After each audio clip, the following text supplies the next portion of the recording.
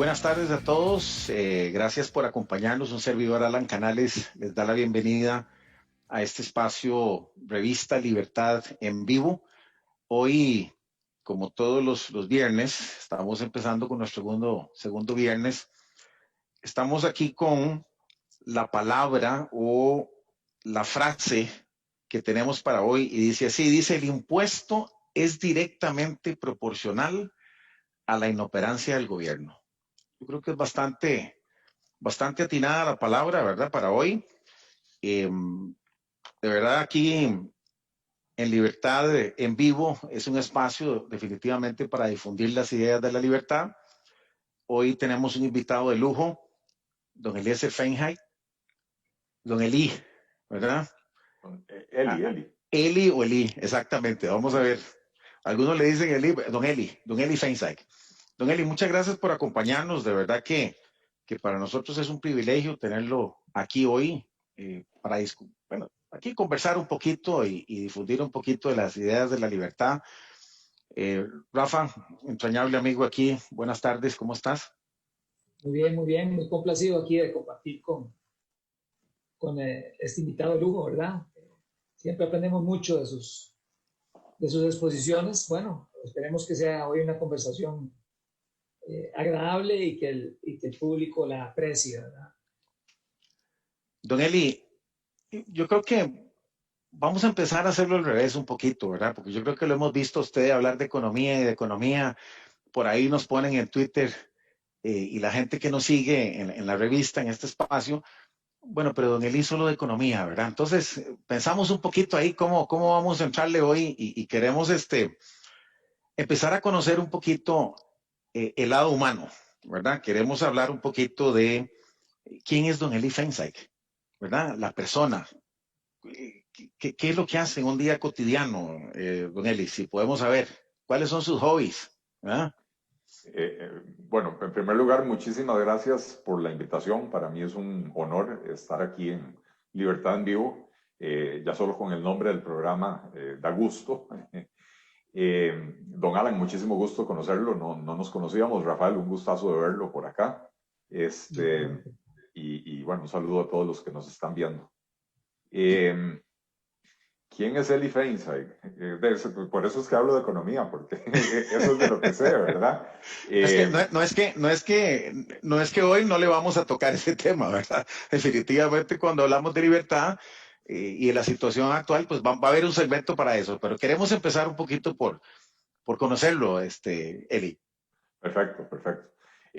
Yo soy un ciudadano costarricense tremendamente agradecido con este país. Este país acogió a mis abuelos hace un poco más de 90 años. Les dio la oportunidad de desarrollar sus vidas acá, les respetó sus creencias diferentes, los acogió, los absorbió, ¿verdad? Y mi familia pudo aquí salvarse de una barbarie, de una persecución en Europa contra los judíos. Y de hecho, mis abuelos fueron de los afortunados que se la olieron antes de que se desatara la matanza. Y son de los pocos que se pudieron salvar. Mi abuela materna eran 12 hermanos, de los cuales solo 5 se salvaron. Mi abuelo paterno eran 10 hermanos y ni siquiera está claro cuántos se salvaron, pero aparentemente 3 o 4, ¿verdad? Y así por el estilo, ¿verdad? Mi abuelo materno eran 2 hermanos. Él salió y la hermana de él no salió y a toda la familia la mataron, ¿verdad? Ella era casada, tenía 3 hijos y la mataron a ella con su esposo y los 2 hijos menores. La hija mayor no la mataron porque la agarraron de juguete sexual en un campo de concentración, ¿verdad? Y eso fue lo que le permitió salvarse. Quedó, digamos que emocionalmente dañada por el resto de la vida.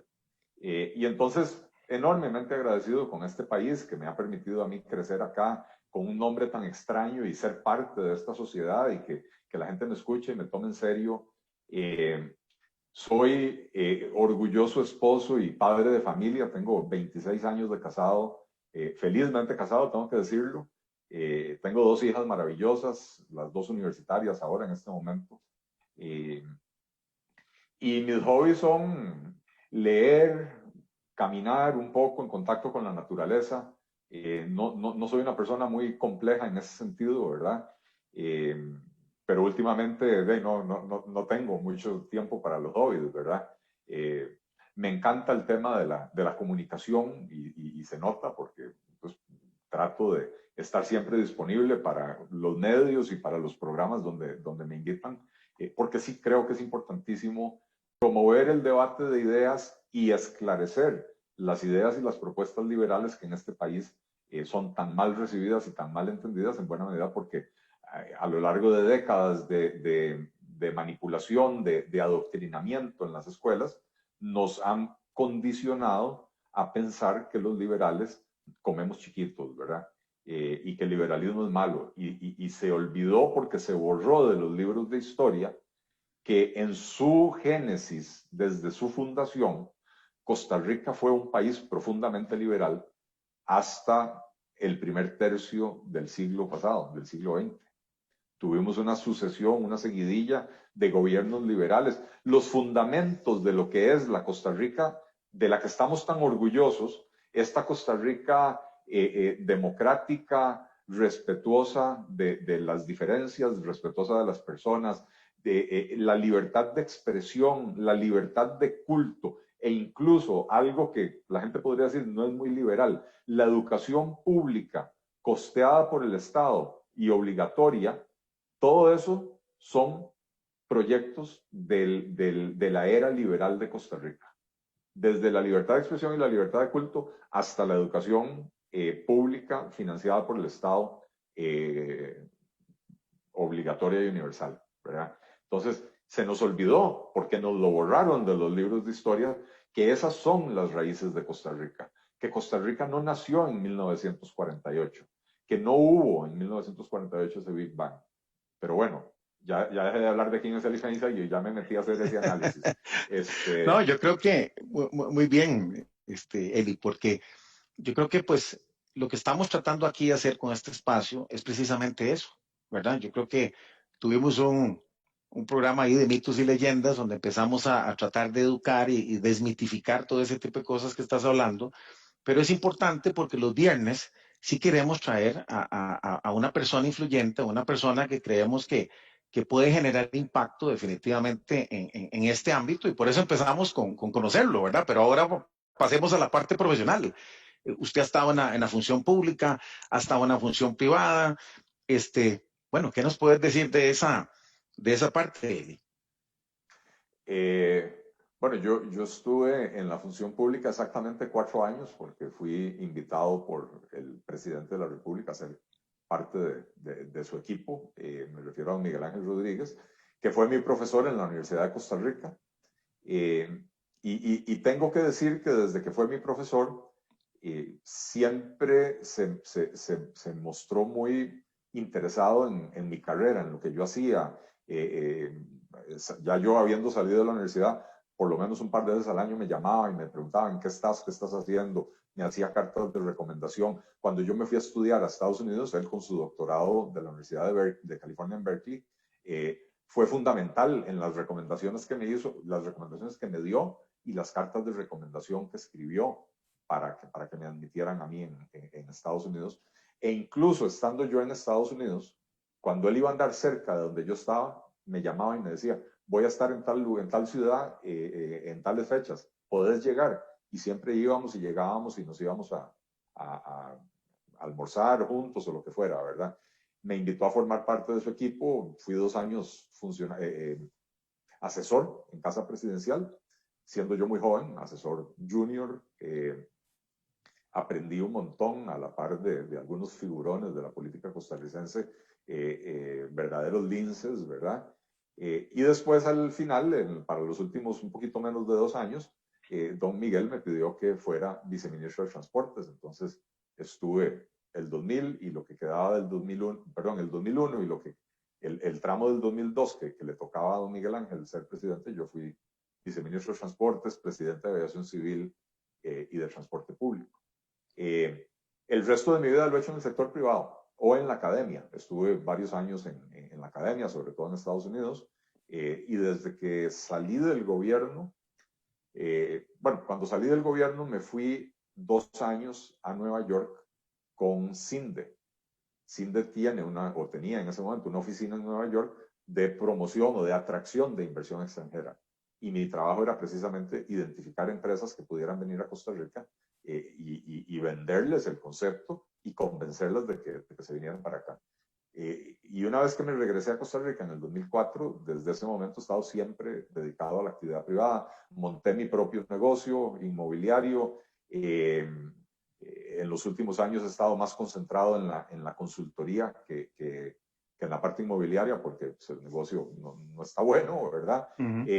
Pero siempre me mantuve activo haciendo consultoría económica y consultoría financiera también, porque tengo una maestría en finanzas, además de la de economía. Don Eli, y entonces ahora, ¿por qué quiere ser protagonista en la política, verdad? Funda un partido. eh, eh,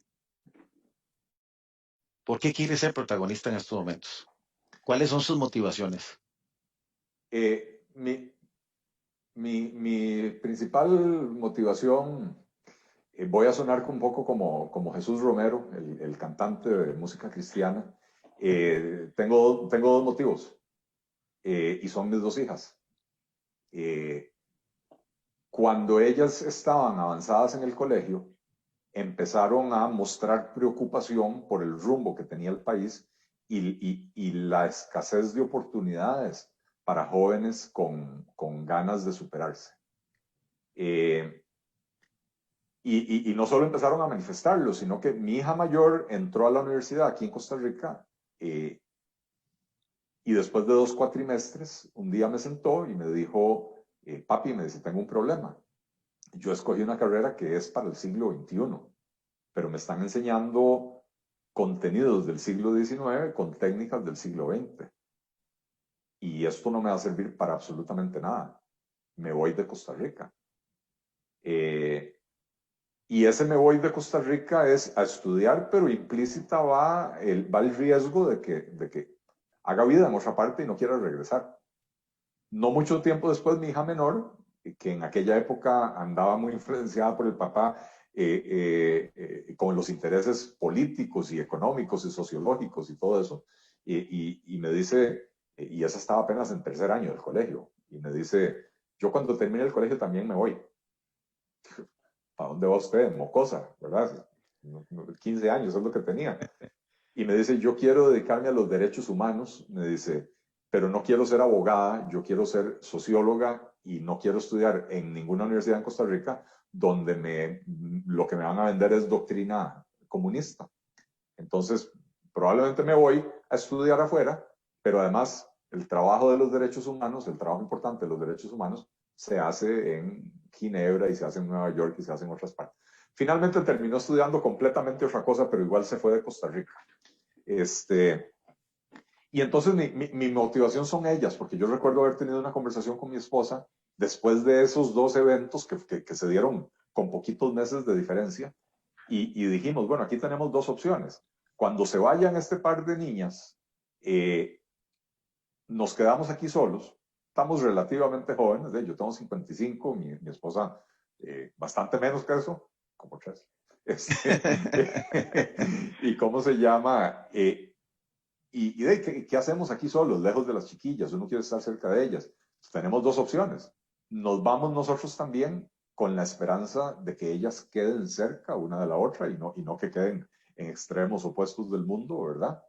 ¿Y qué hago yo a mis 54, 55 años en un país que no conozco, donde no conozco a nadie y cuidado y en un idioma que no domino, ¿verdad? Cuando yo aquí tengo una carrera, la gente me conoce, hay contactos, hay un montón de cosas, ¿verdad? Entonces, la opción A era irse descartada y la opción B era, A y B no es una más importante que la otra, simplemente hay 2 opciones. Y la otra fue, hagamos algo para que este país empiece a ofrecerle oportunidades a los jóvenes, para que nuestras hijas quieran regresar, porque así como nuestras hijas se quieren ir, las hijas y los hijos de mucha gente también se quieren ir. Y yo lo veo, se está yendo, hoy en día se está yendo más juventud de la que se iba antes, pero mucha se va sin visa de regreso, ¿verdad? Entonces, digamos que esa es una motivación inmediata y es una motivación superior. Tengo que reconocer que a mí el tema de la política siempre me ha gustado, participé en la política en el colegio, participé en la política en la facultad, participé en la política a nivel universitario, participé en campañas electorales en los años 80 antes de irme a estudiar a Estados Unidos. Siempre me ha gustado, pero después de mi paso por la función pública había decidido no volver a meterme en eso, porque fue un aprendizaje fantástico, pero entre los aprendizajes fue a los políticos tradicionales no les sirve que haya gente con ideas como las mías, porque esas ideas matan negocios ilícitos de los cuales la gente lucra y entonces hacen hasta lo imposible por aplastarlo a uno. Pero la inquietud de saber que yo tenía ideas que podían ayudarle mucho a este país, sumado con épocas de crisis económica que me tocó vivir, donde no había mucha actividad, no había mucho que hacer, tenía muchas horas libres y eso, me senté a estudiar la realidad nacional con mayor profundidad y empecé a escribir también. Y mucho de lo que yo escribía se quedaba en mi computadora porque no tenía lectores. Pero eso me permitió, por un lado, desarrollar la habilidad de escritor, que de pronto la gente me dice, ¿cómo puede ser que una persona a los 50 años que nadie conoce aparece escribiendo en La Nación con artículos tan claramente escritos? ¿No? Puedo no estar de acuerdo, pero hay claridad en lo que usted escribe. Porque yo pasé 10 años escribiendo, practicando, ¿verdad? Pero el proceso de escritura en realidad era el producto del estudio al que yo me dediqué para entender la realidad nacional. Como yo decía, monté un negocio inmobiliario porque de algo hay que comer, no porque a mí eso me entusiasme. Y entonces yo en la medida que podía delegar cosas, las delegaba para sentarme a estudiar, ¿verdad? Y entonces de eso me fue creando una conciencia sí, en este país, a ver, este es un país maravilloso que merece un mejor destino que el que ahora parece estar, hacia el cual parece estar enrumbado. Y yo tengo ideas que valen la pena, que hay que ensayarlas, que hay que proponerlas. Y lo último, porque es una respuesta muy larga, cuando empecé a escribir en La Nación,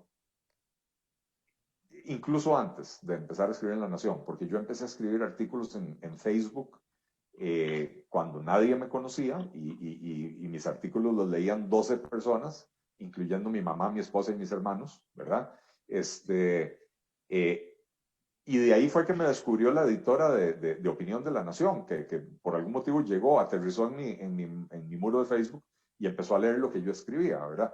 Pero cuando yo empecé a escribir en Facebook, empecé a interactuar con otras personas que expresaban ideas similares, con diferentes enfoques, abogados, sociólogos, politólogos, o sea, no solo económico, pero con ideas liberales.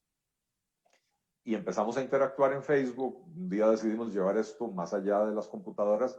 Nos reunimos en una cantina, como hacen los ticos, y nos sentamos a beber guaro, cervezas más que todo, y a comer chicharrón, ¿verdad? Y ahí decidimos empezar a actuar en conjunto. Creamos una página que se llamaba la Plataforma Liberal Progresista. Al poquito tiempo, de hecho en menos de 2 meses, 3 meses, la página tenía 6,000 seguidores y empezó a crecer sin que nosotros le invirtiéramos un 5. Lo interesante es que escribíamos los artículos, y si era un artículo de economía, por ejemplo, lo escribía yo, pero lo firmábamos los 7. Y si era un artículo de carambadas jurídicas, lo escribía algún abogado, pero lo firmábamos los 7, ¿verdad? Y entonces, digamos, en términos de los que le encanta ahora a la gente ahí, los que nos llaman gachos a nosotros, lo firmábamos como un colectivo. Y es lo que éramos, un colectivo escribiendo carambadas en conjunto. Y la gente empieza a preguntar, bueno, ¿y esto para dónde va? Entonces, o sea, no creo que esto sea solo sentarse a escribir en conjunto, ¿verdad? Y nosotros mismos nos empezamos a preguntar, bueno, ¿esto hacia dónde nos está llevando? Y si queremos ir en esa dirección. Y tomamos la decisión de fundar un partido político que es el Partido Liberal Progresista. Yo me enorgullezco de decir que este es el primer partido político en Costa Rica que nace enteramente en las redes. O sea, que trasciende las redes, o sea, nace de las redes y las trasciende, ¿verdad? Así que hay una historia larga para entender cómo llego a todo esto, porque el evento con mis hijas fue muy coincidente en el tiempo con, digamos, el descubrimiento de Eli Feinsay como escritor. Hubo una coincidencia en el tiempo y entonces las interacciones que me permite a mí tener espacio en La Nación, porque de pronto cuando uno escribe en La Nación ya la gente se lo empieza a tomar en serio, aunque sea para decirle a uno, hijo de puta, en serio, pero cuando se lo dicen en La Nación es en serio, ¿verdad? Las interacciones que me permitió a mí eso, me permitió ampliar la red de contactos y entender que hay muchísima gente en Costa Rica que no se sentía representada por ningún partido de la oferta política nacional y que había un espacio para que hiciéramos esto, ¿verdad? Entonces, al toparme yo con gente valiosísima y todos ellos más jóvenes que yo además, gente súper valiosa que quería empujar en la misma dirección, decidimos, vamos a hacer el partido político y tuve esa conversación con mi esposa y ¿cómo se llama? Ella muy sabiamente me dijo, desde hace mucho tiempo no te veía tan entusiasmado con un proyecto. No es exactamente lo que yo hubiera querido, porque ella me acompañó en ese paso por el gobierno de don Miguel Ángel Rodríguez y todo lo que yo tuve que sufrir, yo tuve demandas y carambadas, y después de que terminó el gobierno pasé 10 años todavía en procedimientos y juicios y cosas que salí bien librado de todas, pero no fue agradable. Entonces ella me dijo, no es exactamente lo que yo hubiera querido, pero desde que dejaste de hacer esto hasta ahora que lo retomaste, no te vi un solo día de tu vida tan entusiasmado con algo y eso ha significado una mejoría en nuestra relación, ha significado una mejoría en tu relación con nuestras hijas. Así que si eso es lo que te hace feliz, si eso es lo que te llena, vamos para adelante juntos con eso. Excelente. Bueno, don Eli, tenemos que llegar a las preguntas obligadas, ¿verdad? Que todos estamos esperando. Y básicamente, digamos, una de las cosas que hemos discutido mucho es cómo nos cuesta a los liberales usar un lenguaje que la gente entienda, porque tendemos a mostrar gráficos, a mostrar cifras. Y cuando uno entra en ciertas discusiones en las redes sociales, se da cuenta de que la gente ni siquiera ve los gráficos, como que está muy ideologizada. Entonces, pero es evidente que tampoco podemos renunciar al punto fuerte que tenemos, que son los datos duros, los datos que nos dicen, por ejemplo, que tenemos una situación caótica de la mitad de la población subempleada y desempleada, que tenemos niveles de pobreza que en los últimos 40 años no los habíamos visto, que la gente está en la informalidad porque no puede cumplir con todos esos datos. Usted los ha compartido, lo hemos seguido, hemos visto con atención cómo incluso habla de 10 puntos, etcétera, etcétera. Pero bueno, en términos de el hombre de a pie, el que tiene que levantarse en la mañana a traer los frijoles a la casa, ¿qué puede esperar ese pueblo de un gobierno liberal progresista o de un gobierno con Don Eli a la cabeza? ¿Cuáles serían los ingredientes básicos y si tenemos esperanza de salir de ese precipicio en que nos han traído? Yo diría, en primer lugar, un gobierno centrado en las necesidades de la población, centrado en las necesidades del individuo. Eso es lo que se nos ha olvidado en Costa Rica, que toda la acción política tiene que girar en torno a la persona. La persona es la unidad fundamental. Una familia, que es la base de la sociedad, no se conforma sin individuos. Si los individuos no están bien, el tejido familiar no puede estar bien. Muchas veces, cuando una pareja se divorcia o lo que sea, es producto de que uno o ambos en la pareja no están bien, están inestables emocional, lo que sea, ¿verdad? Pero se nos ha olvidado eso. Y se nos ha olvidado que las instituciones públicas existen para servirle a alguien, pero que ese alguien es el ciudadano, el que paga la fiesta. Y hemos pasado a tener un sistema perverso donde las instituciones públicas en este país están para servir a los intereses de quienes laboran en ellas, ¿verdad? Entonces, lo primero sería un cambio de enfoque. Cualquier decisión de política pública que se tome en un gobierno liberal progresista será una decisión pensada en términos del usuario, del cliente, del beneficiario final, del votante, del contribuyente. Porque ellos son los que mandan. Si nosotros llegamos al poder es gracias a que las personas, suficientes personas, votaron por nosotros. Y si llegamos al poder con legitimidad democrática, es gracias a que suficientes personas votaron por nosotros, pero también suficientes personas votaron por otros para que el sistema democrático tenga legitimidad. Entonces, a todos nos debemos, a los que voten por nosotros y a los que no voten por nosotros.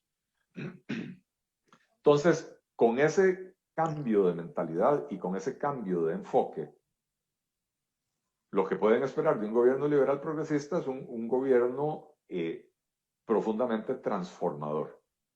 Vamos a transformar la función pública, vamos a transformar la forma de hacer las cosas, vamos a simplificarle la vida a los ciudadanos porque los ciudadanos son la razón de ser del gobierno. El gobierno no está para complicarle la vida a los ciudadanos, por el contrario, el gobierno está para servirle a los ciudadanos. Entonces, ese cambio de mentalidad se va a notar en un gobierno liberal progresista. Y eso, insisto, se traducirá en simplificar la vida de la gente, en buscar la forma de ahorrar recursos, de hacer el gasto público mucho más eficiente, de manera que podamos reducir los impuestos, pero reducir los impuestos sin abrirle un boquete a las finanzas públicas. Porque al final de cuentas es muy fácil, y si ustedes entran a mi página de Facebook se van a encontrar que mi foto tiene un marco que dice ni un impuesto más. Es muy fácil decir no más impuestos y es muy fácil decir bajemos los impuestos sin pensar en las consecuencias. Por eso el orden de las cosas, el orden de los factores, altera el producto. Si no recortamos primero el gasto, si no ponemos orden en eso, bajar los impuestos es un suicidio. Ciertamente esperamos que bajando los impuestos se genera mayor actividad económica, mayor crecimiento económico, pero tenemos que tener unas finanzas públicas sanas para poder lograrlo. De lo contrario, bajar los impuestos y abrir un boquete fiscal aún más grande no va a ayudar a reactivar la economía por la inestabilidad inherente en el sistema del país. Así que lo que la gente puede, lo que la población puede esperar es precisamente eso, que las decisiones se hagan pensando en qué le conviene al ciudadano. ¿Cómo hacemos para bajar el costo de la vida? ¿Cómo hacemos para bajarle el peso de la carga regulatoria? ¿Cómo hacemos para simplificar la vida? ¿Cómo hacemos para que cuando quiera iniciar un negocio, un pequeño emprendimiento, pueda arrancar desde el primer día y al tercer día ya esté corriendo? En vez de que tenga que pasar 6, 8 meses pidiendo permisos y una vez que arranca, que tenga que pasar 5 años gateando, ¿verdad? A grandes rasgos eso es lo que podría decir, ¿verdad? Podríamos entrar a hablar de proyectos más específicos, pero creo que lo más importante es ese cambio de mentalidad que hay que... Don Eli, no, sí, creo que estamos de acuerdo que el individuo es el eje y el centro, digamos. Hay temas que pues siempre la gente se pregunta y dice, bueno, pero ¿cómo se puede hacer eso? Es decir, yo lo escuchaba, yo creo que, no sé si en un programa de Amelia Rueda o en uno de esos, tanto usted como otros economistas han hablado de que hay muchísimas cosas que se pueden hacer sin necesidad incluso de ir a la Asamblea Legislativa. Mucha gente dice, bueno, es que el gobierno se escuda mucho en eso. Es que como los diputados no ayudan, entonces esto no camina. pero hay una serie de medidas de contención del gasto, hay una serie de medidas de, sí, básicamente, contención del gasto, ¿verdad? Que es un peso enorme sobre la espalda de todos los que trabajamos. Creo que somos el 76%, si no me equivoco, de la población activa que estamos en el sector privado. 80 tenemos que cargar, ¿verdad? Por ahí anda, 87, imagínense, más. 87, 85, 86, por ahí anda. 87, sí, es un 13 el otro, sí. Entonces yo a lo que voy es a esto. Es decir, hay medidas que tienen que hacerse negociaciones. Yo sé, todos los políticos dicen, sí, yo tengo una capacidad de negociación y al final hay un entrenamiento en la Asamblea Legislativa. Pero sí hay medidas que se pueden hacer de inmediato en un gobierno, por ejemplo, liberal progresista, un supuesto gobierno liberal progresista. Hay que hacer medidas urgentes porque, digamos, cuando observamos cosas que han pasado en Sudamérica y en otras partes del mundo con el gradualismo, ¿verdad? Al final, la dinámica económica hace que no alcance el tiempo para que se reactive la economía, porque el tiempo mata. Existen mecanismos, digamos, usted podría decir que hoy el gobierno, si tuviera la voluntad política, podría hacer cosas que sustantivamente nos traigan un beneficio inmediato o a mediano plazo, por lo menos a los costarricenses. Don Eli. Le puedo mencionar dos medidas que por sí solas, a ver, medidas administrativas que no requieren aprobación de nadie, más que decisión del gobierno de la República, que generarían un ahorro de 2 puntos porcentuales del PIB. Y digo, no hay que pedirle permiso a nadie porque las decisiones ya están tomadas, pero ¿me perdonan? No me van a perdonar, voy a usar una frase decente y voy a usar otra. No tienen la valentía de ejecutarlas. Iba a decir que no tienen otra cosa, pero tampoco las tienen, pero no tienen la valentía. Está prohibido. Está prohibido. Está prohibido. No tienen la valentía de hacerlo. La OCDE nos ha señalado que el hecho de no universalizar el uso del SICOP, el Sistema Integrado de Compras Públicas, nos impide generar un ahorro de 1,55 puntos del PIB. Solo ahí estamos hablando de 525.000, 530.000, 40.000 millones de colones. Y lo único que hay que hacer es amarrarse los pantalones y decir, señores de las instituciones públicas, se acabó. Aquí hay un decreto dándole 15 días para incorporarse al SICOP y todas sus compras tienen que entrar en el SICOP. Pero entonces, es un tema de ¿qué? De liderazgo. Es un tema de voluntades, es un tema de decisión, ¿verdad? Es un tema de decisión. Esa es una, y esa es fácil. Pero ya tenemos 4 gobiernos seguidos empujando la carambada y se han pasado en un jueguito de cambiarle el nombre y cambiar la plataforma ¿verdad? Y a nadito de perro. Y a nadito de perro, claro, porque en la opacidad hay oportunidad de chorizo. ¿Cómo se llama? La complejidad de los procesos es caldo de cultivo para la corrupción. Entonces, el corrupto no quiere que sus compras o sus licitaciones aparezcan en la pantalla de una computadora donde don Alan Canales puede entrar a ver qué es lo que se está comprando o qué es lo que se está licitando, porque va a don Alan y ofrece algo más barato que el proveedor que me va a pagar a mí la mordida. ¿Verdad? Entonces no estamos dando oportunidad a un libre mercado, que es lo que estamos hablando de libertad económica, de libertad de abrir monopolios, de cortar todo ese tipo de clientelismo que hemos venido, pero don Eli, eso es un tema que nos tiene como corroído, ¿verdad? Es un cáncer con metástasis y llegando entonces un gobierno, ¿usted cree que sí podemos aplicar el bisturí? Bueno, ahí tiene usted una medida que es de decisión ejecutiva. No hay que pasar por la Asamblea Legislativa. Le voy a dar otra. Y el que ha andado promoviendo esto, lo digo sin ninguna mezquindad, es Juan Carlos Hidalgo. Salario escolar. Resulta que los liberales durante años dijimos que el salario escolar era un 14º salario. Y que era una injusticia porque en el sector privado no existe eso, pero los del sector privado financiamos ese privilegio que tienen en el sector público y que no debería de existir.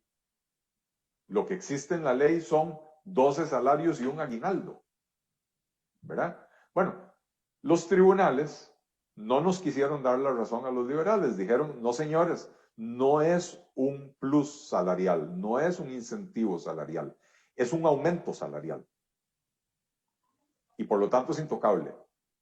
Excepto que no tomaron en cuenta que en la reforma fiscal del 2018 se dijo que cuando el nivel de endeudamiento del gobierno supera el 60% del PIB, cosa que superamos en febrero o marzo de este año, no se dan aumentos salariales.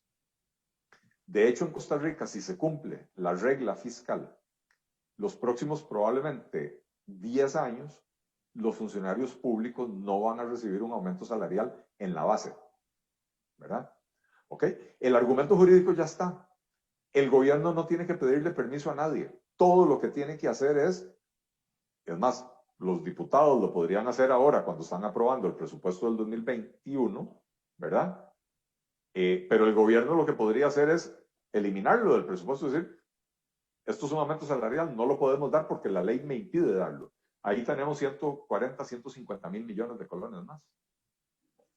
Otras medidas que son de decisión ejecutiva para reducir el costo de la vida, que dependen de voluntad política y por supuesto que van a tocar intereses muy poderosos. Y para poder hacerlo hay que llegar sin estar comprometido y con el compromiso, el único compromiso con el pueblo de hacerlo. Eliminar los aranceles de importación en toda la canasta básica. ¿Cómo puede ser que los artículos de la canasta básica, que son los que constituyen la enorme mayoría del consumo de la gente más pobre del país, son los artículos que artificialmente están encarecidos con impuestos a la importación? Entonces, de plumazo, los aranceles los puede modificar el Poder Ejecutivo, no es la Asamblea Legislativa, a diferencia de los impuestos, ¿verdad? Entonces, el presidente de la República, Carlos Alvarado, si estuviera escuchando este programa, hoy en la noche podría firmar el decreto, si se le pegara la gana, no se le va a pegar la gana. Pero ahí hay otra medida que se puede hacer. Y hay algo que yo tengo muy claro en la dirección de lo que preguntaba Rafael. Cuando los liberales lleguemos al poder, en el 2022, tenemos que tener éxitos rápidos, tenemos que mostrar éxitos rápidos para que la población entienda que estamos trabajando en su beneficio y que nos apoye con las siguientes reformas cada vez más profundas, ¿verdad? Pero ahí tenemos, y me podría sentar a pensar en otro montón de medidas que son de ahorro del gasto público para evitar una subida de impuestos, que son medidas que se pueden hacer con un lápiz y papel y la firma de un presidente, sin pasar por la Asamblea Legislativa. Don Eli, yo quiero hacer un comentario ahí y hagamos una pausa porque usted dice, bueno, si la gente nos da el voto, ¿verdad? Porque usted lo mencionó ahorita de que si la gente nos da el voto, está muy claro de que hay una convicción, ¿verdad? Estamos en un momento histórico donde este es el momento de la libertad. Eso estamos convencidos y creo que los que hemos decidido empezar a aportar, por lo menos desde esta trinchera, ¿verdad? Para que hayan espacios para divulgar y que realmente sea importante para que la gente entienda qué significa esto, tenemos que empezar a hablar en un lenguaje más sencillo, ¿verdad? Entonces, usted está diciendo, bueno, vamos a llegar, estamos de acuerdo, vamos con esa firmeza, pero ¿cómo convencer a la gente? Si de un pronto a otro empieza la manipulación de la masa, mete miedo, llegó el coco y resulta ser que el coco es la parte liberal. ¿Cómo le vamos a entrar a eso, Eli? Porque entonces llegó el coco, meten cualquier vaina ahí, y la gente se asustó y otra vez seguimos en el pantano.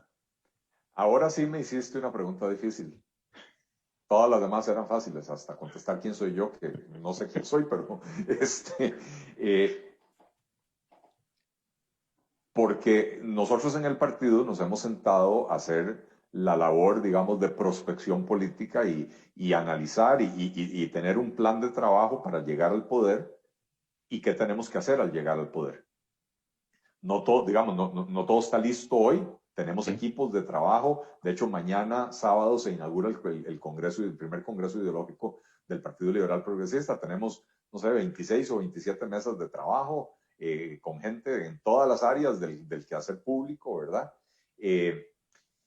Pero sí tenemos claro, por ejemplo, esa pregunta anterior que me hizo Rafael, ¿cómo, o fuiste vos, no sé, Alan, ¿qué hacemos llegando al poder? ¿Qué cosas podemos hacer sin tener que pedirle permiso a nadie? Eso lo tenemos claro. ¿Cómo hacer que nuestro mensaje, que es excesivamente racional, aburrido para la mayoría del público, cómo hacer para convertirlo en un mensaje emocional?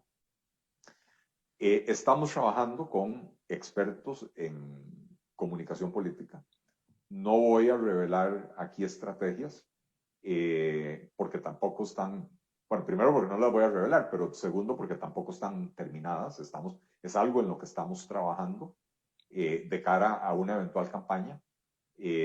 Pero no sé si ustedes siguen las publicaciones del partido, notarán en las últimas semanas un cambio un poco en el tono de las comunicaciones del partido, en la forma de las comunicaciones del partido, porque entendemos que tenemos que buscar la manera de conectar emocionalmente con la gente. Eli, Yo creo que la pero es crisis, importante lo que estás diciendo, es importante. Conectar emocionalmente, pero sin mentiras, ¿verdad? sin mentiras, bueno, si ustedes ven las publicaciones que ha venido haciendo el partido, no hemos cambiado el fondo, hemos cambiado la forma. Ok. Seguimos diciendo exactamente lo mismo. No hemos cambiado una sola de nuestras propuestas iniciales. No hemos cambiado ninguna de nuestras propuestas o de nuestras posturas en cuanto a temas polémicos y no polémicos. Seguimos teniendo exactamente los mismos principios. Pero eso no nos impide tratar de comunicarlos de otra manera. Yo creo que, a ver, vamos a terminar sumidos en una crisis de tal magnitud porque este gobierno es absolutamente incompetente e incapaz de enderezar el rumbo, y el rumbo es lamentablemente muy negativo, que yo personalmente creo que el tema emocional en el 2021, a finales del 2021, cuando empieza la campaña electoral, va a ser empleo. Eso va a ser lo que va a conectar con la gente. Decir, bueno, ¿cómo vamos a hacer hoy tenemos ya 550,000 desempleados? ¿Cómo vamos a hacer si eso aumenta? Y si no aumenta, ¿cómo hacemos para conseguirle trabajo a 550,000 personas? Y entonces, los liberales ahí llevamos una ventaja, ¿verdad? Porque hemos venido hablando de empleo y de generación de empleo, de generación de riqueza desde hace mucho. Y tenemos ideas y tenemos propuestas, y además tenemos las propuestas que van a hacer crecer a la economía, a diferencia de los socialistas y los socialdemócratas, que lo que tienen son propuestas para, a lo sumo, recuperar el nadadito perro, ¿verdad? Pero entonces, a diferencia del 2018, cuando los temas emocionales tenían que ver con cuestiones de valores morales y espirituales, y en quién cree usted y en quién no cree usted, yo creo que en el 2022 los temas que van a conectar emocionalmente con la gente son los temas relacionados con cómo poner arroz y frijoles en los platos de los chiquitos que están pasando hambre, de los papás desempleados. Don Eli, aquí hago una pausa porque hay bastantes comentarios y creo que es importante, ¿verdad? Aquí nos habla un Germán Alan, Quesada. Nos Alan, habla, sí, es que aquí hay un colega que se llama Luis Mon.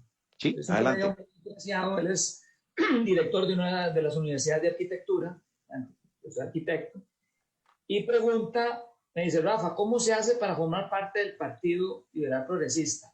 Yo envié la solicitud y nadie me dio pelota. Yo le dije que le iba a conectar con, no sé si con Laura o con alguien ahí. Bueno, No, quería comenzar con eso. Sí, le agradezco el comentario, y le confieso, don Luis, y a todos los que nos están escuchando, tuvimos un periodo donde pusimos en funcionamiento un sistema de captura de datos, pero no teníamos quien nos lo administrara. Y entonces entraron solicitudes y no reaccionamos al respecto, ¿verdad?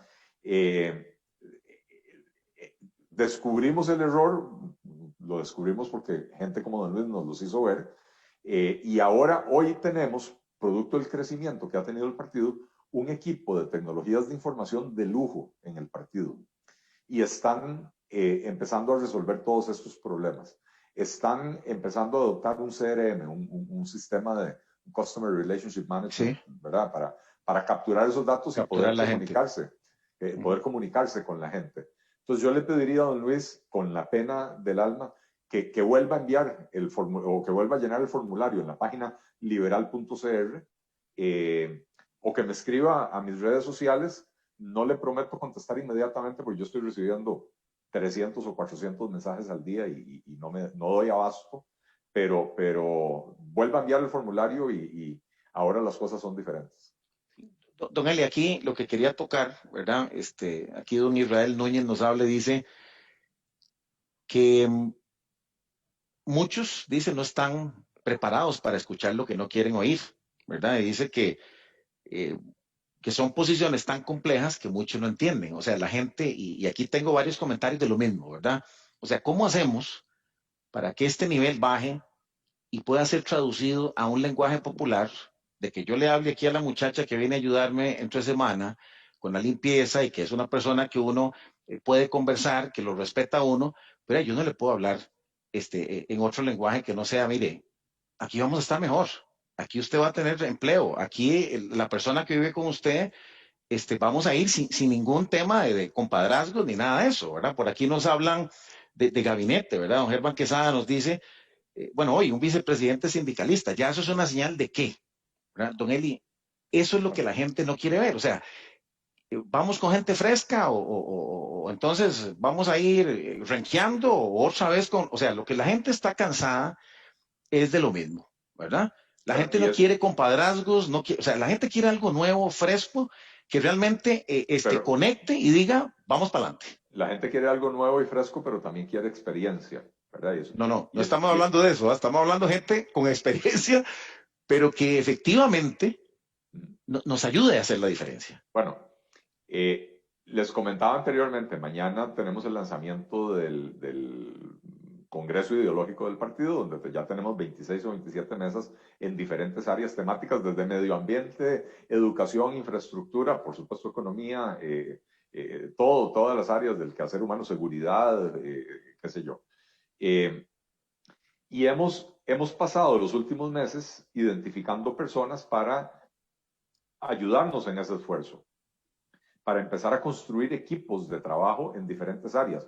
Yo creo, y lo digo sin ningún empacho, digamos, que la principal debilidad que tiene el Partido Liberal Progresista es que la gente lo percibe erróneamente, pero la gente lo percibe como el partido de Eli. Sí. Y la pregunta es, ¿quién más está ahí? ¿Verdad? Y es una pregunta difícil de responder porque si yo le empiezo a dar nombres de gente que usted no conoce, usted va a decir de ahí, son un montón de desconocidos. Si yo le empiezo a dar nombres de gente que usted conoce, entonces va a decir, son los mismos de siempre, ¿verdad? Pero la estrategia que hemos utilizado es buscar personas en cada una de las áreas que, que ya tienen experiencia relevante acumulada, que ya han llegado a puestos de dirigencia en sus respectivos campos. Mucha gente entre 40, 45 años, ¿verdad? Que no son tan rocos como uno, pero que ya tampoco son el kinder que tiene Carlos Alvarado en Casa Presidencial. Y ojo, ningún problema con la juventud. Yo fui parte del kinder de la Casa Presidencial. De hecho, nosotros, el grupo de asesores jóvenes, nosotros mismos nos autodenominábamos el kinder, porque sabíamos que éramos los asesores junior a la par de los asesores con verdadera experiencia. Y fuimos adquiriendo la experiencia necesaria para eventualmente ocupar puestos de mayor responsabilidad. Pero no fueron ocurrentes. Es que cuando hay experiencia mezclada con la juventud, entonces algunos de los ímpetus irresponsables de la juventud se temperan y se moderan. Y cuando hay experiencia o juventud mezclada con la experiencia, algunas de esas necedades de nosotros los más viejos, de no querer cambiar las cosas, resultan expuestas, se exponen, porque los jóvenes dicen, pero señor, ¿cómo va a seguir haciendo lo mismo toda la vida? Si lo que queremos es cambiar y mejorar, ¿verdad? Entonces hay que lograr un balance ahí. Entonces hemos buscado mucha gente, como le digo, con un perfil así, profesional de altos vuelos, que cada uno en sus ramos, en su área de trabajo, ya tienen un reconocimiento de sus colegas, ¿verdad? Como líderes en su sector. Y la gente se va a sorprender cuando empecemos a dar a conocer los equipos que tenemos. Yo creo que mucha gente se va a sorprender. En el equipo económico, que la gente dice, el equipo económico es Eli. En el equipo económico tenemos un grupo en este momento de 8 economistas de muy alto nivel, que la gente sí los va a reconocer, pero no los va a reconocer porque ya fueron ministros en el gobierno de Liberación o de la Unidad. No, los van a reconocer porque son personas con experiencia laboral relevante, que generan opinión, que aparecen constantemente en los medios explicando las cosas desde la perspectiva económica, y se van a sorprender de la calidad de los nombres que hemos logrado. En el equipo de tecnologías de información tenemos 6 empresarios que se hicieron a sí mismos. O sea, 6 emprendedores que arrancaron sus negocios. Todos ellos, para tener éxito, tuvieron que salir del país porque el país les ponía demasiados obstáculos. Algunos salieron del país para ir a instalarse en una aceleradora o en una incubadora de emprendimientos tecnológicos en otros países. Otros tuvieron que direccionar su servicio o su producto hacia el exterior porque en Costa Rica no había suficiente demanda, lo cual los obligó a poner oficinas en otros países. Pero todos, sin excepción, saben las ventajas que ofrece Costa Rica para el emprendedor, pero conocen al dedillo los obstáculos que le pone Costa Rica al emprendedor. Y saben lo que se necesita para tener éxito. Y entonces les hemos pedido digamos, el encargo que yo les di es: no me presenten un plan de gobierno tradicional. No me digan, vamos a crear un fondo para esto y lo otro y Fonatel va a invertir allá. No, no, no. Diséñeme una estrategia nacional de fomento de una cultura de innovación tecnológica por medio del emprendedurismo. ¿Cuáles son los factores que tenemos que cambiar en Costa Rica para fomentar el emprendedurismo tecnológico? ¿Cuáles son los obstáculos que tenemos que eliminar? ¿Cuáles son las limitantes que hay? ¿Cómo podemos llenar esas limitantes? Y están en este momento y desde hace varios meses sentados analizando los casos de éxito. Berlín, Santiago de Chile, Tel Aviv en Israel, Dublín, ciudades alrededor del mundo que se han ido convirtiendo en hubs tecnológicos. Muchos de ellos vivieron en estos lugares o tuvieron que ir a estos lugares para poder tener éxito. Y entonces estamos haciendo una recopilación de las mejores experiencias para salir con una propuesta innovadora en esa materia, ¿verdad? Pero yo creo que conforme avance este proceso de congreso ideológico y empiecen a despuntar las personas que están ahí, los costarricenses van a recibir una sorpresa muy favorable, muy agradable de la calidad de gente que hemos logrado atraer. Don Eli, ¿qué significa en términos sencillos ser liberal progresista? ¿Verdad? Porque entonces, bueno, ¿cómo le pones el nombre? ¿Qué significa ser liberal progresista? Para que le expliques a la gente qué es eso. De la forma más sencilla, un liberal progresista es un liberal a carta cabal. Los liberales nos gusta decir que no nos gusta que el gobierno se meta en nuestras vidas. Y un liberal progresista no le gusta que el gobierno se meta en su vida en ningún ámbito. El principio es, ¿cómo se llama? Que mi libertad termina donde empieza la de mi vecino, ¿verdad? Y entonces, mientras yo, dentro de los confines que me establece la ley, yo esté actuando a derecho, el gobierno no tiene por qué venir a meterse en mi vida. No tiene por qué decirme a qué negocio sí me puedo dedicar. No puede vender cannabis medicinal. No puede generar electricidad a menos de que yo, Estado, le dé permiso. No puede, hay un montón de negocios que aquí en Costa Rica, porque al Estado no se le pega la gana. Bueno, no, perdón, pero es al revés. ¿verdad? De la misma manera que no queremos que el Estado se meta en nuestras vidas personales. ¿Con quién voy yo a la cama? ¿Con quién yo me caso? Es un asunto de cada persona. El hecho, y yo tenía esta conversación con mi cuñado, que es una persona muy conservadora, y me decía, es que yo no quiero ver a dos majes agarrados de la mano en la calle. Yo decía, es que no, vos no tenés derecho a eso, porque que dos majes anden de la mano agarrados en la calle no está violando ningún derecho tuyo, ¿verdad? Exhibicionismo. El exhibicionismo está prohibido y no importa si es una pareja heterosexual o es una pareja homosexual. Igualdad ante la ley, ¿verdad? Pero entonces, mientras mi actividad no infrinja en tu libertad, no hay, o sea, y lo que le decía yo a mi cuñado, si vos no querés invitar a una pareja de gays a la casa, estás en todo tu derecho, es tu casa es tu santuario, ¿verdad? Yo no te voy a obligar, yo jamás te voy a exigir que invites a quien no quieres tener en tu casa, pero no puedes impedir que las personas sean libres en sus vidas, ¿verdad? Entonces, cuando le pusimos el nombre liberal progresista, en realidad lo que queríamos era dar a entender que las ideas de la libertad son las únicas que conducen al progreso de la sociedad. Por eso nuestro eslogan es la libertad es progreso. Y por ahí iba el asunto. Lamentablemente el término progresismo está corrompido por la izquierda, que se lo adueñó, pero ojo, ¿cuándo ha producido progreso la izquierda? Jamás.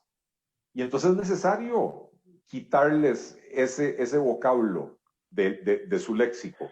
Ellos no producen progreso, ellos producen lo contrario, ellos producen regresión, ellos producen empobrecimiento. Y cuando hablan de, digamos, que el Estado no se meta en la cama de las personas, lo hacen con un enfoque con un enfoque casi que policial. De Y control. entonces, de control, donde yo sí me imagino en un régimen de izquierda que alguien llega y le dice a mi cuñado, si usted va a hacer una cena en su casa, tiene que invitar a una pareja gay. Y el gobierno enforza eso. La palabra enforza no existe en español, pero no, un liberal simple y sencillamente dice, ok, aquí están las leyes y todo el mundo, dentro de este marco de las leyes, todo el mundo es igual ante la ley y usted es libre de hacer lo que sea, siempre y cuando no infrinja ese marco legal y no infrinja la libertad de su semejante. Don Eli, mucha palabra cliché, ¿verdad? La parte social, combatir la pobreza, los programas, estos que son economistas son unos canibalistas, estos vienen a saquear, estos vienen... Bueno, ¿cómo le decimos a la gente que este liberalismo de progreso, no progresista, de progreso, que va a traer una reactivación, que va a traer algo diferente, es al revés, no es dando, sino produciendo? ¿Cómo le explicamos a la gente que tiene tanto miedo de que se le acabe su programa social? O sea, ¿qué le vamos a ofrecer a esa gente? Dignidad, dignidad, devolverles la dignidad, explicarles, y esto es parte a ver, esto es algo que los liberales nunca hemos logrado hacer muy efectivamente, y es lo que decía, que estamos trabajando con asesores en materia de comunicación para encontrar la fórmula para poder comunicarlo. Pero no hay nada más digno para una persona que saberse valiosa, que saber que vale por sí misma, que se vale por sí misma. Cualquier ser humano es valioso por el solo hecho de existir, ¿verdad? Pero un ser humano que se vale por sí mismo, que vela por su familia, bueno, esa es la fuente de la dignidad. Y entonces lo que queremos explicarle a la gente es que en vez de convertirlo en un ser dependiente de las dádivas, queremos convertirlo en una persona que pueda progresar. Nadie puede progresar con un bono proteger de 125,000 colones.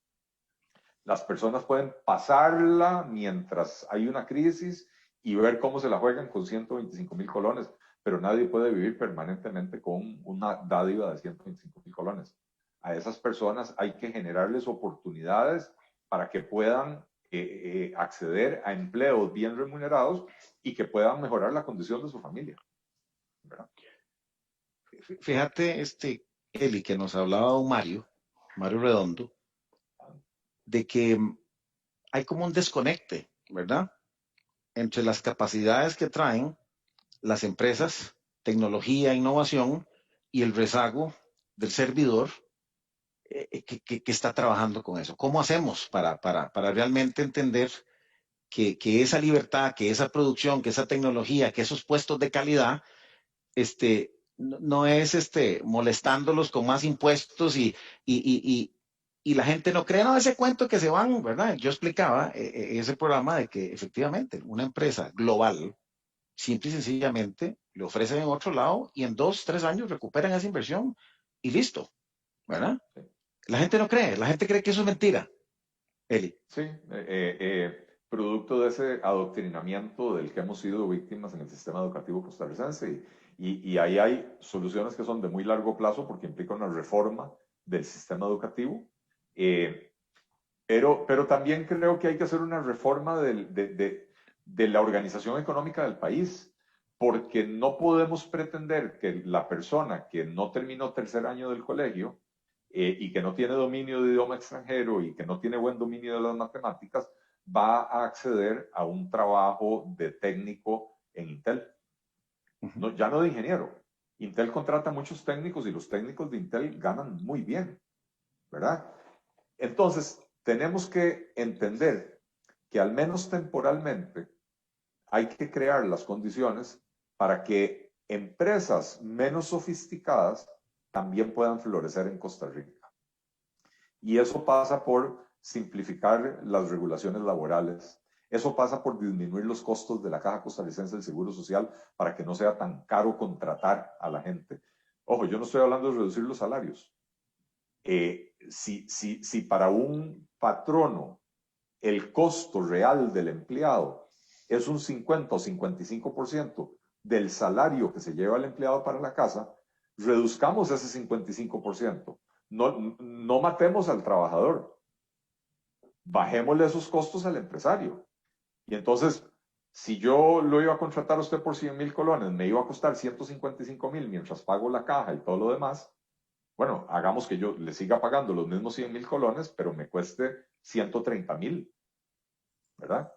Y entonces que podamos tener condiciones diferenciadas para zonas de mayor rezago en el índice de desarrollo humano, por ejemplo, para poder llevar empresas que hagan procesos más sencillos a las zonas donde no encontramos ese pool de ingenieros bilingües o trilingües que podemos encontrar en San Antonio de Belén, ¿verdad? Pero tenemos que modificar la estructura productiva del país, volverla mucho más amigable con el desarrollador de negocios, el desarrollador de empresas, para que haya empresas de toda naturaleza y poder ofrecerle empleo a esas personas que ya se han quedado estancadas en el desempleo. No me refiero a los desempleados de los últimos 6 meses.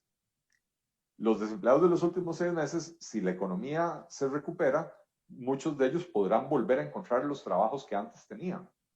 Me refiero a los que ya estaban estancados en la pobreza, que teníamos un 10 o 12,5% de desempleo antes de la pandemia y eran personas que no estaban encontrando oportunidades porque el mercado no las estaba creando. Yo creo que es importante, digamos, para los que creemos en las ideas de la libertad, liberales, que son necesarias, que ya es un tiempo necesario.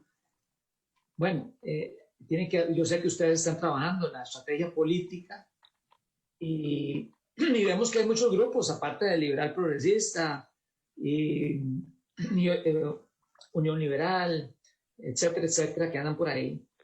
Y la gente lo que dice, lo que uno escucha en la calle cuando conversa sobre esos temas, está convencida de que es necesario un cambio, que no podemos encontrar un cambio si seguimos haciendo lo mismo, pero que es muy débil cualquier partido en este momento si va solo.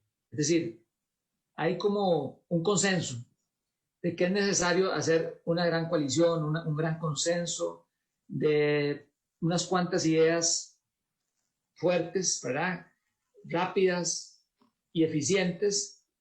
¿Usted identifica que hay posibilidades de que eso se dé o usted cree que sea necesario ir solo a una No, contienda? yo he manifestado mi interés y mi creencia de que necesitamos hacer una coalición, pero me refiero a una coalición amplia. Yo creo que los liberales tenemos que entender que hasta ahora siempre hemos sido minoría en el país. Juntos o separados seguimos siendo minoría. Y que entonces la coalición tiene que ser una coalición un poco más amplia. Una coalición que abarque población un poco más al centro del espectro político, que entiende que es necesario reducir el tamaño del Estado, que es necesario fomentar un clima favorable de inversiones, para lo cual hay que reducir impuestos, reducir regulaciones, etc. Tenemos una agenda en común bastante amplia. Tal vez sea el 70% de lo que sería una propuesta de un gobierno liberal, no el 100%. Pero ese 70% en este país lo necesitamos con una urgencia tan brutal que yo creo que la coalición o eventual unión de partidos para poder aspirar al poder tiene que ser amplia en ese sentido. Lo suficientemente amplia que sea una fuerza capaz de ganar, pero no tan amplia que se convierta en un partido tradicional donde las tensiones internas entre personas con diferentes intereses impide que se hagan reformas importantes. Eli, ya tuvimos eso, ¿verdad? Yo creo que nadie quiere más de eso. Yo creo que si se va a hacer una coalición, definitivamente es en pro de un objetivo, ¿verdad? No simplemente por sacar a alguien del poder o que estos no gobiernen, porque si no, entonces volvemos a caer en lo mismo, ¿verdad? Yo creo que hay una cosa que nos llama la atención cuando usted habla de una coalición más amplia. ¿Cómo vamos a lidiar con el tema de que si son puros o no puros, o si son mezclados o no es raza, o si son zaguates, perdón, ¿verdad? Disculpe la Sí. expresión, pero entonces, otra vez vamos a entrar en otra gran distorsión a lo que realmente tenemos que ponernos y dejar de estar pensando que si son puros liberales o si los 60%, o sea, ¿cómo vamos a entrarle a eso, Eli? Porque otra vez nos vamos a Insisto, desgastar en un tema que no nos va a ayudar. insisto, Alan, que la coalición tiene que ser más amplia. Si nos vamos a poner a pedirle el pedigrí liberal a la gente, entramos quedando. Porque además entre los propios liberales no nos ponemos de acuerdo. Tenemos la mala costumbre de agarrar a alguien que es fundamentalmente liberal, con el cual tenemos dos o tres pequeñas diferencias, o tal vez dos o tres diferencias un poco más importantes, y nos agarramos a mecos y decimos, usted no es liberal. Hey, como me dicen a mí, ahí en redes sociales ustedes lo han visto. Y hablemos las cosas sin tapujos. Uno de los canales que está transmitiendo este programa en este momento es uno que vive tirándome a mí diciéndome que soy un socialista. ¿Sabe qué? Chernobyl Progre es irrelevante en este país, ¿verdad? Pero no es esa la coalición que nosotros necesitamos. Nosotros necesitamos una coalición más amplia, donde podamos entender que tenemos que ponernos de acuerdo con gente que tiene ideas, algunas compartidas con nosotros y otras diferentes, y tenemos que poder desarrollar una agenda común para gobernar con base en esa agenda común. Como se hacen las coaliciones en los sistemas parlamentarios. Cuando el partido de Angela Merkel hace coalición con los verdes, con los liberales, qué sé yo, que es el Partido Social Cristiano, y hace coalición con los verdes y con los liberales, ¿ustedes creen que los verdes y los liberales tienen exactamente la misma agenda? ¿O que tienen la misma agenda que los social cristianos? No, no. Simple y sencillamente dicen, ok, esta es la agenda de gobierno. Nos pusimos de acuerdo en 10 puntos o en 20 o en 50 y estos son los que en conjunto vamos a promover.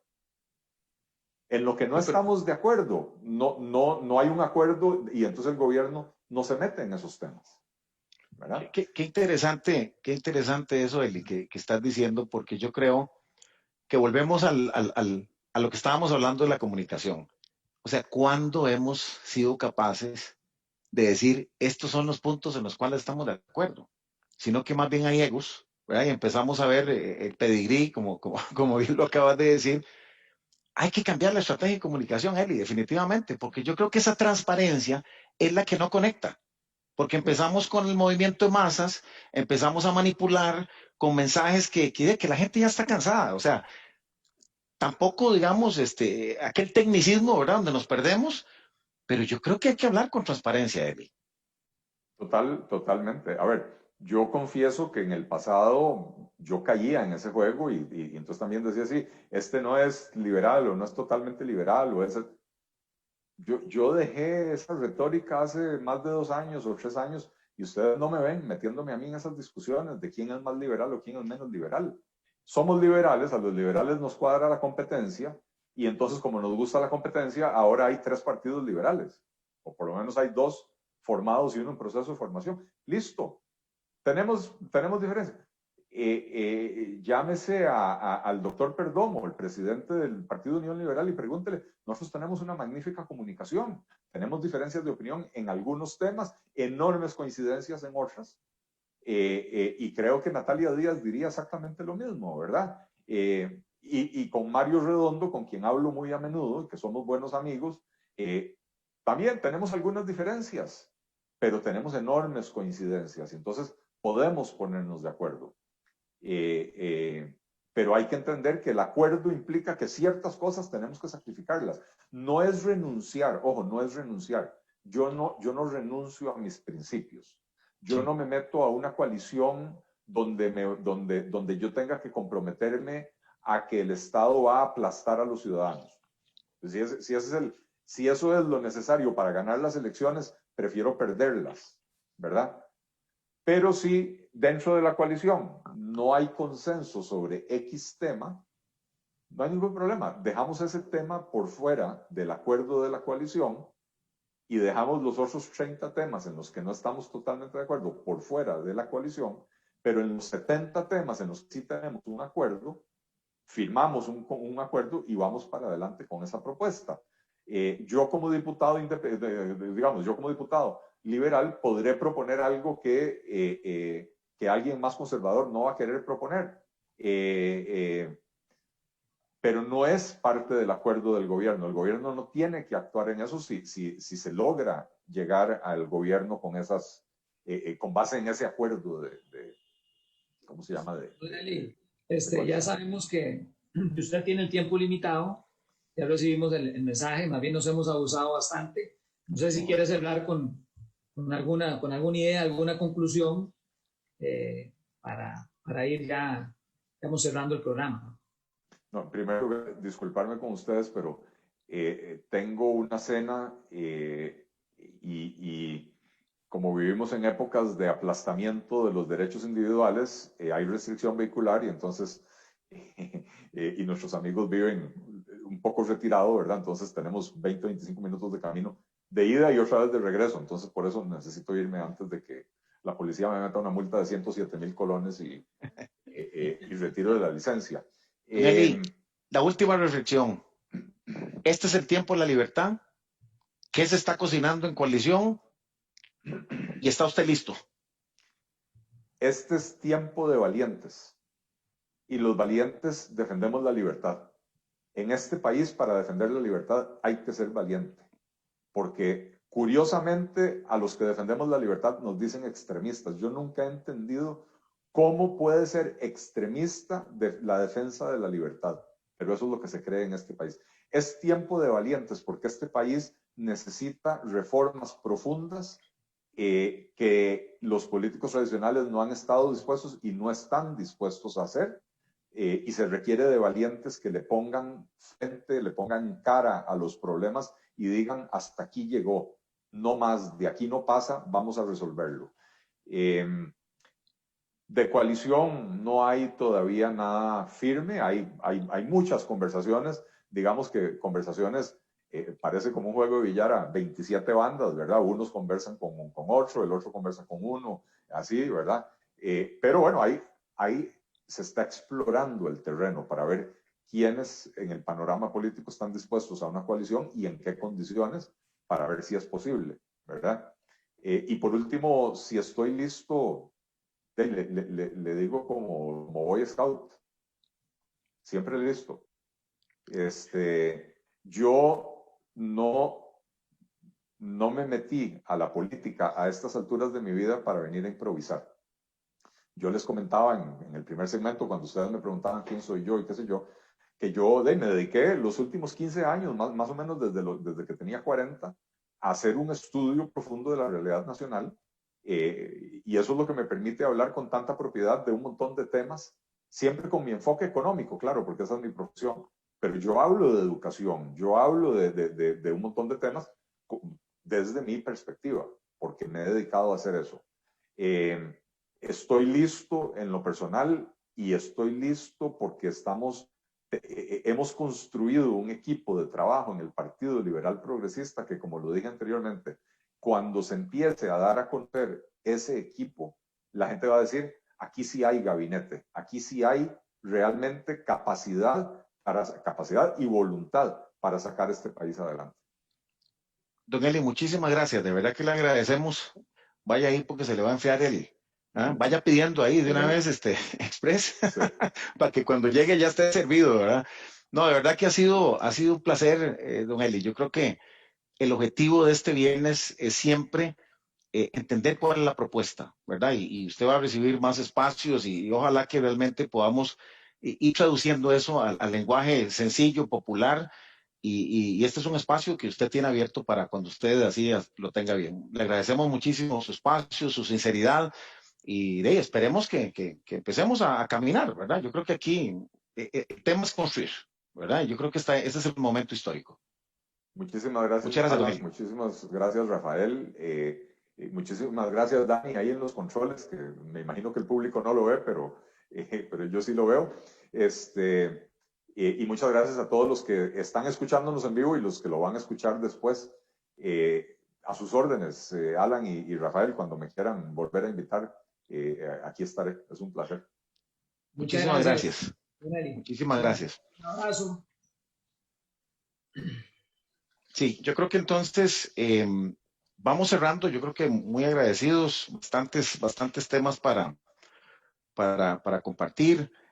Yo creo que muchas ideas claras de Don Eli, lenguaje sencillo, hemos podido entender bien su propuesta de liberal progresismo. Yo creo que eso es lo que estamos tratando de fomentar y queremos invitarlos para el próximo viernes, ¿verdad? Que tenemos otro invitado especial. Aquí vamos a tener a don Otto Guevara, también amante de la libertad y las ideas libertarias, y vamos a tener una entrevista con él también para entender cuál es su propuesta. Está formando un partido, Unión Liberal, y creo que es importante también entender qué es lo que ellos están proponiendo acá como parte de este foro y este espacio para todas las personas amantes de la libertad. Así que bueno, cerramos la transmisión, Rafael. No sé si tenés alguna reflexión para despedirnos. Sí, bueno, yo creo que está claro que este país necesita un cambio urgente. Necesita un cambio urgente y no puede ser gradual, como muchos políticos dicen, no podemos aplazar el reto que tiene este país y como bien lo dice Don Eli, es de valientes, hay que hacerlo. Cualquier político que venga a hacer populismo y a prometer el paraíso en la tierra es un engañador más. Es decir, es la hora de hacer los cambios y creo que tenemos que unirnos y hacer un frente común con las ideas. Creo que a nosotros nos toca debatir las ideas, difundirlas, fomentarlas y a los políticos les toca ejecutar esas ideas y les toca hacer posible ¿verdad? El desarrollo de las mismas, ¿verdad? Ojalá con menos Estado, con más libertad, que es lo que se ha probado en el mundo, que da resultados y que la gente vive mejor. Los países con mayor libertad económica en el ranking son los que tienen más desarrollo social, más riqueza, etc. Entonces, bueno, qué dicha, ¿verdad? Haber tenido este invitado de lujo y continuamos con este proyecto, ¿verdad? De difundir la oferta liberal de Costa Rica los viernes y los jueves discutir las ideas y los fundamentos de la libertad, que es lo que viene el próximo jueves. Bueno, muchísimas gracias a todos los que nos acompañaron hoy. A don Eli otra vez agradecerte profundamente el espacio y el tiempo. Y les mandamos un abrazo a todos en sus casas. Muchas gracias por acompañarnos y seguimos adelante con este proyecto para que todo el mundo entienda cuáles son las verdaderas ideas de la libertad. Muchas gracias.